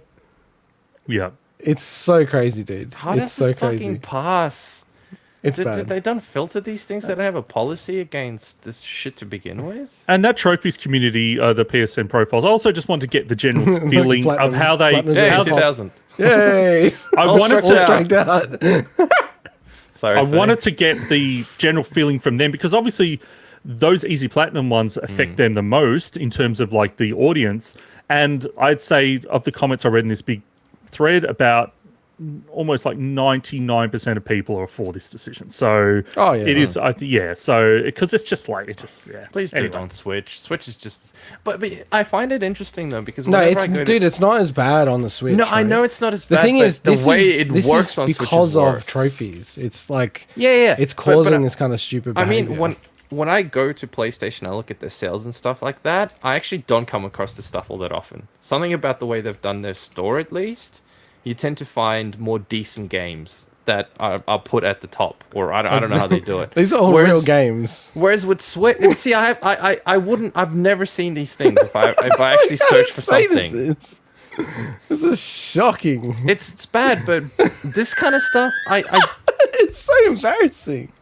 you don't come across it. You don't naturally come. Sorry, I've never come across this naturally, if that makes sense. Yeah. Whereas on the Switch, You can get you it have for to discount at fucking the go moment. through like pages and pages worth of this bullshit. It's Yeah. so annoying, and there's no way to hide it. There's no way to do anything about it. It's probably worse on PlayStation in terms of the quantity, but somehow they're already doing a much better job to filter those things out. Whereas the Switch, there's zero filtering. It's just all the garbage that just goes along with all the good shit. So, like, this is the second time I've mentioned this dude, but Colin Moriarty was one of the guys who was pushing for this stuff to be blocked, like, really aggressively, because he's like, this is because he would go through every new game that comes out on the PlayStation. That's where you see this crap. It's like each week, it's like there's 20 or 30 games like this each week that comes out, right? And he looks at it and he's like, this is insane. This is crazy, right? So he like is quite influential in the PlayStation community. So he lobbied like all the trophy sites, PS profiles, everything to make it so that these games are muted. Or, like they don't show. You can't That's why search I've never for them. seen them. No, but this is only on those sites, right? Oh, and they don't okay. add to your trophy count in that site, right? Mm-hmm. So then, like they actually accepted that and they attributed it pretty much to him, right? And that was about a month ago, and it feels like it's flowed through the system now, where it's a bit like it's gotten more attention, and finally Sony's like, oh, okay, we've got a bit of a problem here. And I think like Steam's fine, because the idea with Steam is like, as long as it's not a virus, malware, and it boots, it's fine. You can sell it, right? And let the market sort itself out. But I think with a game console, to me, it needs to have some level of curation. Like, Wow. it has applied to to like both, have but something, yeah. honestly. Yeah, it's like, okay, the list of new games. Is there not someone at fucking Sony that's Obviously like not. Clearly being not. like, what the fuck are all these games popping up every bloody week, and just realizing that there's an issue here, you know? So, Yeah, I agree. No, because you probably just, I mean, whoever, I don't know, but whoever probably is responsible for letting those things go through probably just goes to their job like we all do, 9 to 5, hates their existence, wishes they had a different job. And then you kind of just like, whatever, there's no pride in your job. This is the to do job that you anything can't about take it. some time off to watch the Game Awards with your, It's your best Mike. mates. Mike is the content moderator of PlayStation I should Store. become the content moderator at the PlayStation Store, yeah. Would you Can't do take that? Well, then I can't take a definitely day could off. take some time off. Because You'll clearly know. I'm not doing anything No, in you'll my know job. what's coming out, so you have to ban yourself from the stream. I know. All right, well, that's all from me on that. I don't know if you guys had a final thing. All right, well, let's quickly wrap up some of the other headlines of the week in the Big Sizzler. So take it away, guys. What is there anything you want to talk about? One of the ones that I wanted to point out that you've actually brought to my attention. At first, I thought it was Akira because my brain changes, especially if it says Japan, it changes it to Akira. But it's Arika's. Arika, is that right? Arika, yeah. Japan-only arcade title Tetris: The Grand Master is going to come to the Switch and PS4. Definitely not shovelware. I actually didn't know this was happening, and I'm super keen to play this game. Yeah, so I want to be clear that we don't know 100% if it is going to have a Western release, but why would you not write in Dude. parentheses Western release TBC, man? I know. Jesus Why would I Christ. not do exactly You what I prick. did? Now, but what I want to say is this basically, this is being put out. I think it's being put out by Hamster, who put out a lot of the arcade classic Neo Geo games, and I think they've released like re-released 300 games on various platforms, and I think only like 6 or 8 have not gotten a Western release. So there's a very good chance that it will. It's just I want to be clear that we don't know that yet, because it was a Japan only game. But yeah, Tetris the Grandmaster is awesome. Like that is one of the like in that community, like GDQ, they run this stuff, and it's just like that's an awesome version of that game. So. I just want to congratulate the Pokemon Company on learning how to print money and selling over 10 million copies of Scarlet and Violet in the last 3 days. In the first 3 days, 10 million copies, which, according to wherever I heard this, was Nintendo's biggest launch ever. Or Nintendo, whatever. Like, I know it's a Pokemon company. People want it, the people get it. If that's the case, that is insane. That is fucking insane. It's a bit of a free market. It reminds me of, just to go on a small tangent, I used to be, not anymore, but I used to follow the Lego subreddit on Reddit. And I got really fucking annoyed at the fact that a huge chunk of the posts are people just posting pictures of what they purchased. Not even the build set, not even the open box. Yeah. It's literally just, look at what I fucking bought. Look at what I went into a store, put some money for, maybe on my credit card or whatever. Are you angry that they won't take a look at my box? Upvoting your like builds? No, because I haven't been posting that kind of shit anymore because of exactly this reason. Maybe you're angry, but it's other people. I look at other people's really cool creations, and I'm like, man, this is really cool. I upvoted. I'm interested in seeing any comments they do about it. So wait, you're saying they get it's a little bit toxic on Reddit? No way. No, it's not toxic. I mean, if that's what people like to look at and upvote, that's what people like to look at and upvote. I don't really give a shit, but it's just clearly not my thing, if you know what I mean. I'm not into... If I want that bullshit, I'll go to Facebook or something. If I want to see people post pictures of stuff, which is all that's what right? Reddit's become, let's be real. It's the Facebook version too. It 100% is. So but anyway, that's a bloody tangent. Yeah, I just want to say, look, for all that everyone, including us, especially last week, is shitting on the technical side of Pokemon Scarlet and Violet. I wasn't shitting. I'm seeing a lot of people out there having a lot of fun with this game. So I just want to kind of say that, this game is appealing to people, regardless of its technical faults. So if the team came to me and said, "Hey, boss, we want to invest more, so we want to actually have anti-aliased characters, or shut up, better textures than aren't from the '90s," I go, "You're fired." You're fired.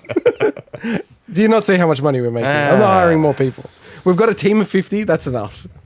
I mean, how many people actually work on Pokemon? Like, that per probably person, a team of 50. It's got to be like the most profitable game of all time. 100%. Man. But I doubt they'll leave. I somehow suspect, I have no idea what the structure is like, but I wouldn't be surprised if they don't get big bonuses or anything like that. No, but that's Japan. A salary Japan, and congratulations. Dude, in Japan, they don't do that in Japan. Like, big bonuses and stuff like that. I would love to see, obviously translated, QA report from the testers back, and just to see the reaction, reaction of the people being like, yeah, whatever, just chuck it in.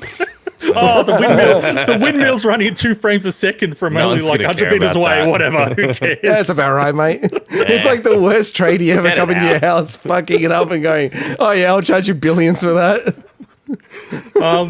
One of the things I wanted to mention was Superliminal. So Superliminal is a really cool first-person puzzle game that's has got a free next-gen upgrade for PS5 and the Xbox Series X. So I actually played through that game this year, and I didn't talk about it in the show because it just fell when we had one of our breaks. But Superliminal is really, really fun. So glad it's got a new update. I do actually want to play it. I remember starting it and I'm like, oh man, the frame rate's a bit, because I think it's still 30 or something on the console. But admittedly, it also felt kind of clunky on a console. That not clunky, but just it feels like a game that's a bit more suited for PC. It's a very simple game, so it's a very simple game, but it still didn't feel quite right on console. With this new update, then if you want to play on console, then I think it does run at 60. So, but yeah, it's also a pretty short game, so I recommend giving it a shot. And it's a really cool concept. So it's one of those games that's like at the very top of my. I really, really want to play it properly because it's such an awesome concept.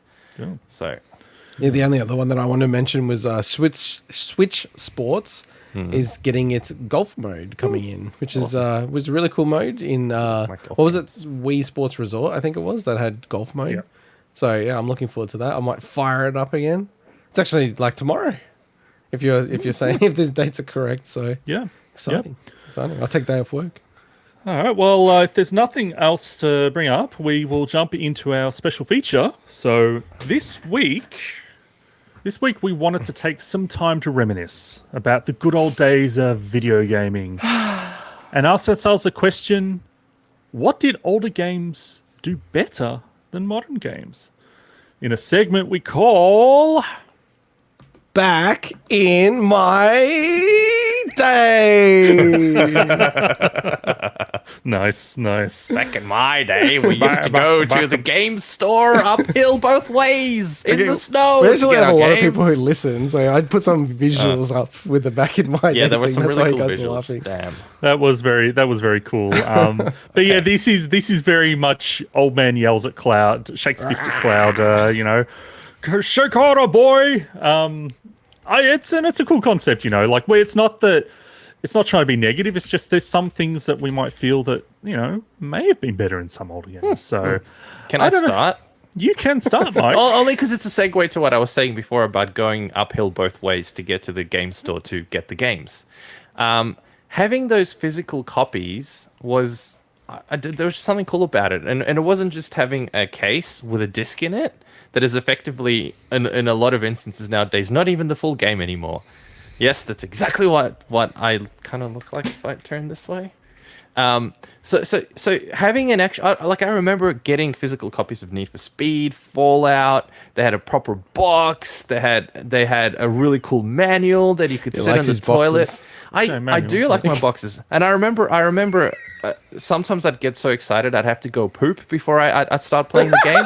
So I'll take the manual with me, and I'll just like peruse the pages and Sometimes I get so excited. sniff that beautifully freshly printed manual, and Is that what you you're just can't do saying? that anymore. The You now can't do smells that like anymore. shit because it's been The now smells like shit because I was in the toilet with it. But you can't. You just some of those experiences just do not exist anymore. You go, you look at a game, you download it, boom, off you go, you play it. Which, by the way, Can it's I not a just say bad thing. quickly? But Can I just say the way you talk about the manual make it sound like a person when you go, I took it in the toilet with me. Like I was in the toilet with the No. manual. It sounds like weird, the framing. well, how am I very- supposed very to frame it? I personalized. took it and I had the manual in the toilet. it is a right? very personal experience, and I think that's part of what made the experience so good. That the anyway, toilet Swinny, or you were the gonna game? say something? I was just going to say, obviously not every game, but I mean, you can still buy physical games. Not you the can. the manual part, But a lot of is course. just a disc now, and Okay, half the okay. time the disc doesn't even have the full game anymore. Well, yeah. You put it in, and you got to wait 10 fucking hours Yeah, to go yeah. get the actual game. I've got a mega list. You had to go first because I have a mega I've got list. more, but you go on. No, I got a longer list than you. Okay, but I've got another short No, addition you can only to have this. one. You can only have one. No, but this is I got way more. This is an No, addition to this. it's one each. It's one each. Hey, I just got a PS Up notification. What do they want? It's not one each. It is one each. What? We're doing one each. That was the brief. But wait, how can your list be so long then? if Just it's in one case you each? guys cover mine, I had backups on backups. Okay. Well, I will continue on the same point, which is I remember when you used to be able to rent games from the video store. No, this is the second. This is it's still this part is a of having technical the foul. physical copies. This is a technical It's the foul. You're physical out. copies. You're out of used line. to be able to go get physical The copies video from a store video didn't have the store. manual. Never had the manual. Not about the manual, about Or having it had a physical photocopied copies. version of the manual. Yeah, exactly. No, it's but the it's not about absolute the manual. opposite of the experience of getting a physical It's game. about the physical copies that you used to be able to hold in your hand, and you take the cartridges out, and you'll slam them into that thing, and they wouldn't work, so you'd have to blow Wait. them hard. Can and we? then- Let's go back to the first one. Wait, because Yeah. you've said two now. So Well, I wait, have what- way more than that. No, let's- but you only meant to have one. But anyway, I wasn't told that. it fucking literally says. You want me to put it on the screen as well? What did older games do better Don't- than modern games? Do not it put doesn't our say single only chat one. on screen. Do not put It our says single chat one on screen. each. It says one each. Where? I said one each everywhere. No, not in the bloody run sheet. It's not, and I One followed the thing run sheet. each that was better in older games. That's what I said. No, all I read is this week we wanted to take All some time right, to okay, reminisce about okay, the good old days of okay. video gaming and ask So ourselves you've the said question: two, but let's. what did older games do better than modern games? There was no one each. We've only done like 100+ podcasts, but Although, have you done 100? I don't think you've done 100 yet, but No, I haven't done 100 yet. you're close. But Well, wait. well, I have 5 to cover. So what are you talking no, about? you're only doing exactly. one. I'll fucking stop the stream, man. I'll jump off the fucking Oh, thing. fuck, what were my Right, other ones? Wait. Maybe So, maybe no, this is a not shit what the one. other ones are. You didn't let us talk about the first one. So wait. Yeah, okay. So yeah, we'll get back to the rental thing. But yeah. what's the first one that you said? What is Well, the I actual don't know, because contention? game Manual? manuals- Is that what you're saying? Or- No, physical copies. Let's go physical But there's still copies. physical copies. What are you talking about? You have like No, but it's universe different. to talk about. No, it's and if I can different. talk about, I Because buy it's not, mostly it's just physical different. games. in It's Maniac. different. Now it's just a shitty plastic case with a disc in it. That's it. And by far the most cases. So it's the manual then. That's the only difference. No, it's not the only difference. The other ones had really cool boxes, like box art with The really peop- cool Look, boxes. I think if you're talking PC and games, stuff this is Yeah, inside. PC games. if you're talking PC games, this what is you're a talking? huge thing. Yeah. Is that what Yeah, you're talking? but no, PC but games? even like if you think about even Super Nintendo games and stuff had really cool physical boxes and stuff. They're okay. Yeah. They're And I okay. don't know if they contained extra goodies and stuff, but some of them did. In any case, I just think the experience of having the game and getting the game and Yes. going to obtain the game and then opening the game and the anticipation behind the game was completely different. Now I anticipate that I will take that disc out, put it in, and then wait a bunch of hours till I can maybe hopefully start playing the game. And it's just the whole foreplay. That's another I'll call it thing. that. The No, foreplay. No, don't the foreplay introduce is more missing. things. All right, okay. There's no more foreplay But when I'll- it comes can, to gaming. Can I reframe what you're saying, right? To like maybe it makes more sense for me in this way. It's I get foreplay is probably the right way to frame it, right? It's that you excited. Like when I got Ocarina of Time, right? Gold box, super excited. I ran home even though I couldn't run, right? You were pretty fat at the time, weren't you? Yeah, well, I'm still fat, but Yeah, but you got really skinny and then you got fat again. you know my boys pick on me. They're always like, "You're fat, Oh. you're fat, Dad." Mate, Okay, Hey, alright. it's just a reality check. You know the middle seat in the layout and YouTube is the ejector seat. Just remember that.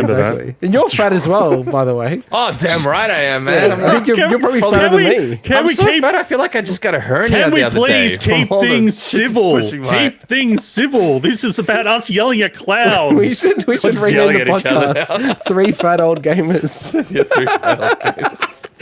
That would actually be funny.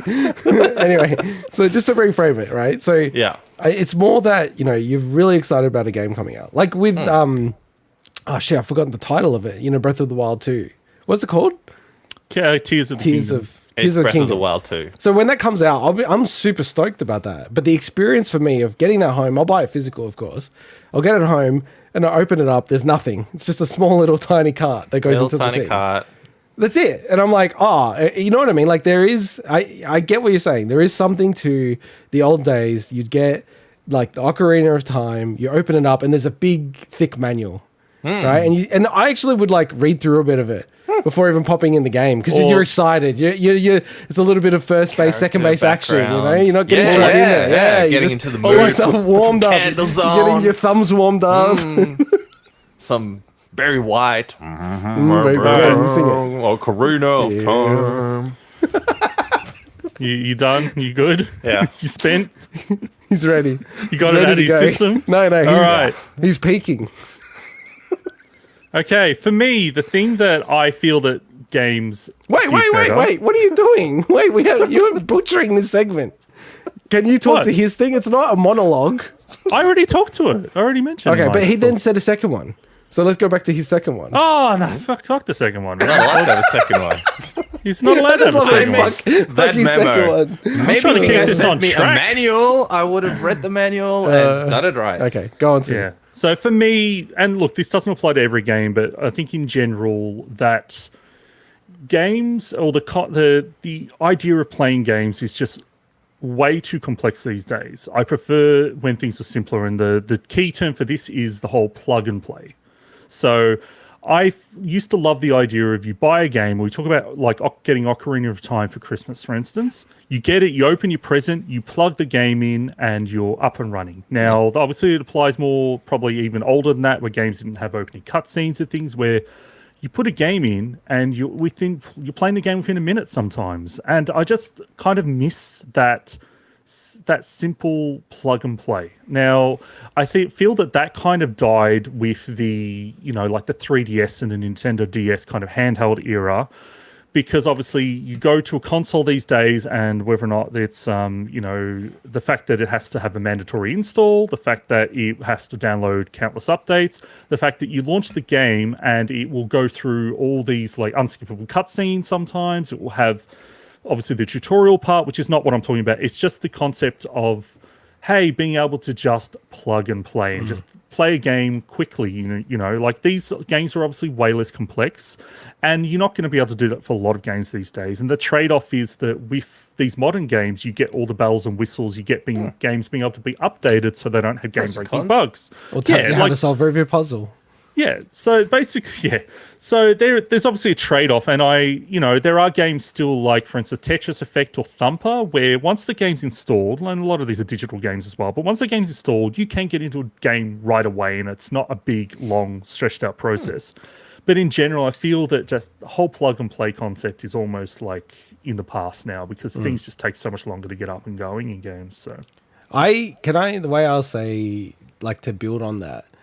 So that is 1,000% true for AAA, mainstream PS5, Xbox games, and their equivalent AAA SNES, Genesis, Mega Drive for us games, right? Because like back in those days, not that we got Final Fantasy VI in Australia, but like even that game, it's a like long RPG. You're in the game pretty quickly.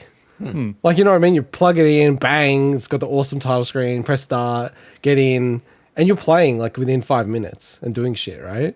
Whereas like Final Fantasy 15, it's like fucking takes forever to get into that game, right? The one thing I would say though, to kind of push back on it a little bit, is like I don't know, I'm like a Nintendo fanboy, but I do appreciate that most Nintendo games, number one, you don't have to install the update, right? And then honestly, because I get like most of the like I think I almost have every single first party Nintendo game on the Switch, right? Apart from the Pokemon games, if you call them first party. But like, so I definitely have the experience here. Very rarely you actually have to install an update for those games, and they fire up straight away. Like Mario Odyssey, like you get into that game straight away. But even Mario Odyssey has like a cutscene at the start. What I'm talking about, short, dude. No, like, but it that's like ridiculous. No. That's my point. Is I just feel that games have a lot of unnecessary fluff to get into the game these days. I think that's Look, I think what you're saying is right, but I think that's a bad example to push back on. Like the intro scene is very short for that game. That's not a long intro scene.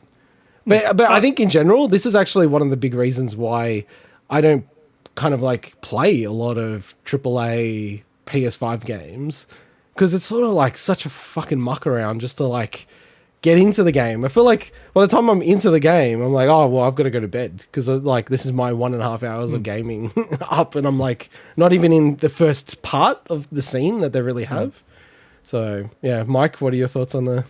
I think it's interesting that I want more foreplay, you want less foreplay, but it is a different kind of foreplay. So I guess it's different what we're talking about, but at the same time, I like the anticipation more of getting into it before I even start the experience. Whereas you like, I just want to get to the goddamn experience. So yeah, I think it's hard to also compare apples with apples, because the games that were being created back then are different to the games that are being created now in terms of size, scope, etc. So it's inevitable, I think, that we are where we are, given the kind of games that are being created. It's just that, yeah, I do miss that as well, of just being able to do that, put it in, play it, boot it up, whatever, get straight into it, play your game, enjoy your experience.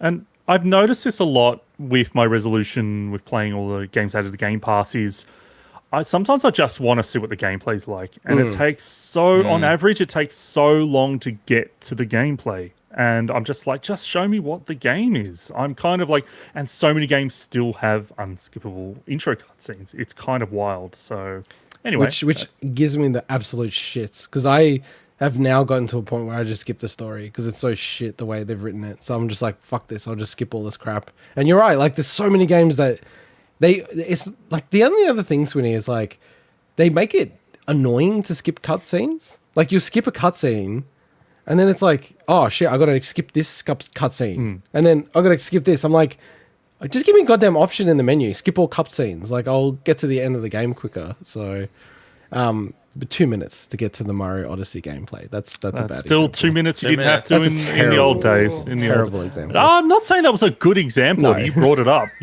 up. So I just Yeah. said there's still one for that. Metroid. Yeah, no, I How know long there's does one, it but take it's to get very to quick. that? It's very quick. I think Metroid is almost like longer, Super Metroid. But anyway, I've got an interesting take on mine, so it'd be interesting to see what you guys think of it. So I'm really comparing it as AAA games because I think one thing to say is all the things that we're saying you can find them in modern games, like Of indie course, games yeah. and stuff like that. So I think we're kind of comparing it like the AAA games that we played as a kid versus AAA games now, right? And my point here is like when you look back, the thing that I think was really awesome about games back in the day that older games did better was it's a much smaller team. Like you had teams of like 16 people making like Final Fantasy 6, right? You had like 12 people making Super Mario World, things like that, right? And the thing to me that you got from that is the complete game experience, the feel, the look, the design, the structure, the music, how it all holds together is so much more cohesive and like an actual kind of like embodiment of the team and structured well, right? Versus games now where, Ragnarok, you have like 500 people work on it, right? And as someone who like, breaks things up, it's like, okay, well, it's so big. You need to go, what are the big story beats? And then you're like, okay, I've got this team working on one element of the game. You've got that team working on another element of the game. And it's actually impossible to make it like one voice all the way through. Like you get different voices of different teams. And then to me, that's where you start to have this lack of cohesion in what you're doing. And I think stuff like Dark Souls, that what's that area that you always talk about, Swinny, where like the lava and it's like it looks like It's Lost Island. yeah. Like I just feel like a lot of these things can be manifestations of just like there's so many eyeballs on it and you can't get everything done and you can't review everything. It's impossible for one person to have that. But that was actually a really cool benefit of games back in the day where it's like the biggest teams were 15, 16 people. So it's like you have 2 or 3 level designers for the whole thing. So it feels so like connected and like, just really cohesive. It does, and I think the idea of connection is also really paramount because I had pretty much the same sort of point, but from a different angle. There you go. And the different angle that I had is just how I was never obviously a game developer, as everyone knows, but I've read a bit about the history of game development, and I remember when I was a kid and I would look at the games that came out, and the list of credits was pretty bloody short, and it felt like a lot of games were being created literally from people's garages, and bigger studios were just small-ish businesses, and if I had a choice, if I had to get into game design now and I had a choice between you do when we have Whack-A-Wheels 2. Or probably do, exactly. If I had a choice to go work at a big studio developing the next Assassin's Creed or developing a smaller game with like a group of 5-6 people, I would take 5-6 people fucking any day. Like any day. I wouldn't even fucking consider working at somewhere like Ubisoft. Okay, that sounded a bit bad. Phrasing. But you guys know what I mean, right? Not that there's anything wrong with that. The spirit and creating something like that out of literally your own garage, or creating something like that that's a small business, and then again, like with any industry, inevitably it grows and grows and grows, and it just becomes this behemoth. And I think it loses the human element to a large extent, and that's why you guys know me really well. I just have this thing against big corporations and the fact that games have become just a money-making thing. It's not the spirit of, like, I could imagine when these people used to work on some of these games, yes, I'm sure money was a driver as well, but I feel like it was passion. Is they wanted to fucking get some of these games out. They wanted to get their creativity out through the medium of gaming. It wasn't just, I need a job at blah as an artist to support my children or something like that. It really felt like it was a true passion for the art of making video games. And I think the industry still has that, absolutely still has that. But I just feel like as a whole, it's so business driven, and which is why we covered with Microsoft and Activision and stuff, that it's numbers, numbers, numbers, business, business, business. What's the best way to get the Best most amount of segment that we ever had. engagement? How do we do this? How do we do that? And I fucking loathe that. I really do. Like, they've taken the fucking really cool industry and they've just fucking turned it to shit. They made it like Marvel. It's literally exactly that. They've turned the industry into Marvel fucking films for the lowest common denominator. That's you know, a lot of it is done through what's the word for it? Testing it with users to the nth degree, as opposed to Customer just testing. the artist wants this particular thing, and that's the vision that they have. And if it's going to work, great. If it doesn't, fuck whatever. And I don't know. I just it's lost its. Maybe I am getting older as well, but I just feel like the gaming industry has lost its. What's the word for it? What word am I looking for? I don't even know. Mojo. Maybe mojo. I don't know, but you guys know what I mean. It's lost its essence. It's lost what I remember gaming used to be about and what the gaming industry used to be about. Now it's just fucking business. Anyway, Just fucking business. I wish we could have that as it's just fucking business. That's a show title. We could work on it. It could be just comma fucking dash business. It's just can fucking I have business. PHU? No. I don't think so. I don't think you'd actually finished what you were talking about into it. Oh, did I? No, I kind of, no. Yeah, kind of Kinda launched, did. but that was fine. That was good. I set him up. I provided the accelerant with the marvelization of the game, the I stayed on marvelization of the topic. gaming industry. What do you The think? right. marvelization. Yeah. I stayed on topic, I think, a little bit. So, yeah. And what do you think, Sweetie, of my point? Oh, look, I kind of want to pair it back to what you're saying about games almost like being cohesive, because I think that is kind of really what struck me with those games that had smaller teams just having, they felt like they were made by, by a group of people that just had passion, And a voice. Yeah, and I look at something like, like the old Nintendo teams that made like Mario 3 and Super Mario World. They weren't big teams. And those games feel from start to finish like, almost like just a passion project. And you still see that in modern gaming, but it's obviously in the indie part of stuff more so, like games like Celeste and games that just feel like okay, it's clear this was made by someone that just had a love for for what they're doing. But yeah, I think that I think that's a great one. That a lot of older games did better. So yeah, I think it's actually like, even if you look at Zelda, because I feel like it exposes some of this happening where the games in the old days with Zelda, they did a lot, like they took a lot of chances, right? Like Link's Awakening, there's a lot of weird shit in that game, like weird shit, right? Majora's Mask was really weird as well. And then, like, being realistic, there's not really any weird Zelda games post then. And you can kind of see how this happens just from a human side. It's like Mike, right? If you have some crazy idea, I mean, imagine that happening, right?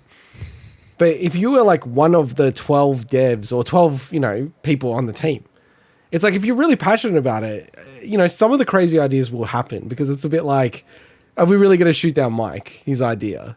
But once the team gets to like 60, 80, 100, it's sort of like, Mike is now just the only person still with this crazy idea, but there's no one else on his side. And it's a bit like, well, this is only 1 out of 100 people. Sorry, man. You've like been voted off the island. So Yay. I think it does take a lot of the edges off stuff creatively. And I always find that personally, the things I genuinely like in art, on like the full gamut, like movies, TV, whatever, it's usually realistically like 1 or 2 people who are driving it. It's their vision for something. They're the writer. They're coming up with the weird shit. And it's not perfect or anything, but at least it's like, it's got that weirdness, the edginess, and things that you go, oh, okay, that's weird. I don't know if I get this, or this is pushing back on me, but you learn things and you grow and all that stuff. When it's like a Marvel type of thing, they just carve out everything. They have, it's like in gaming, what I really hate and grinds my gears is like the playtesting crap. It's like, and you see that so much in the first party games with Sony, right? Like, they've had people who've tried it, they've watched them, they've gone, oh, people get stuck, they get frustrated, they want to stop playing the game, right? But that's part of the journey, right? If you want to cut all of that shit out, it's like there's no challenge. It's boring, you know? And that, like, I still, like, that's always been my biggest criticism of modern gaming. And that's why, I'm very late to the party, but that's why I do love Dark Souls, because they're just like, fuck you, like, get good. And, like, if you can't, then, oh well, move on. Like, we're not putting difficulty. We're not going to tell you what kindling a bonfire does or how to do it, fuck you. I don't, You're going to have to look that out on the internet. Figure it out, yeah. Yeah, I was trying to play Demon Souls just like blind, and I'm like, oh fuck this, I'm going on YouTube to see like the what is his name, the cowboy guy. I'm like, fuck this, man, like this is because that game's also different than Dark Souls, very different. And I'm like, what the fuck is going on in this game? Like I don't get what I'm supposed to do here. So it's more linear. I don't know how you'd put it. It's different. It's hub and it's more hub and but even within the hub, it's still linear. Generally, sort of which part you can go to. It's true. All right, well, that was a fun way to turn back the time and yell at each other and the clouds. Angry. Being angry is awesome. And I want to know what Mike's list is eventually. I know we're gonna have to do a sequel to the segment in like 6 years' time. There you go. Then when we're even older and we're even crankier. Even more, cranky. Well, until then, we're going to wrap the show up. For next week, as I mentioned earlier, we will do our Game Awards winner and announcement predictions. So that'll be a fun kind of way to just break down some of even like the obscure segments. It's going to be funny just to go, okay, I'm going to choose that esports athlete. Is Mike, are you actually voting at least? You're not going to stream because you're. No, a bitch, I feel like I have to. Yeah, I feel like I have to at least vote for the obvious choices. Even if he does mini money mo, I don't care. I don't care. He's got to do mini money mo, or he gets the default. No, we get to pick the worst option for him. I'll vote. I'll figure it out. Stray for Game of the Year. That could actually happen. That would send me. I would be sent if that fucking happened. Holy shit. So, is there anything you guys have in store for playing next week? Well, are you getting Callisto Protocol, Mike? Not allowed to buy it. Why? Why are you not allowed to buy it? Sorry, I missed this. Because I what do you mean you missed it? I explained this last week. Oh, okay. So you're still pretending to do that? I do not wish to contribute more to. Although technically a game is a service, not a product, but whatever. So I feel like it could be a loophole that I could get away with. Digital. It's not a physical good. It's digital, so there's probably like some loopholes I could abuse, but no, that's not the point of this exercise. So to not buy stuff. So you're not buying anyone buy stuff. To not buy stuff. Yeah. Because it's not like I don't have enough games to play. And you sent us the image of it. I like Mike's I'm not going to buy stuff, and then Swinny's like, I'm buying 4 fucking games today. I want to know which games they are. No, I actually have I did fold that piece of paper. Yeah, show them to the. Then I lost that piece of paper. I got Dishonored 2 for $4. Okay. So I was like, sweet. Dissidia NT for $12. Got Last of Us Part 2 for $12. Ooh, worth it. And the Piece de Resistance. Knack 2 for $23. Oh, you found it. $23. Holy shit, dude. That's the cheapest I've been able to find. I haven't been able to find this game anywhere, man. I like Knack 2 is like more expensive than the other games combined. It's almost. That's so bad. Last of Us Part 2, Dishonored 2. It's like it's decent games. It's almost double the price of Last of Us. So bad. What the fuck, man? But Knack 2 is actually meant to be way better than the first one. So I'm not sure if it's as good as Last of Us Part 2. But I would highly doubt it, but yes. All right. Still awake there, Mike? Or? Yeah. All right. All of a sudden, I just got hit. I think it's best to end the show before Mike passes out, and we don't have we've got to call the ambulance on him. So, all right. Well, thank you everyone for joining, and until next time, catch you later.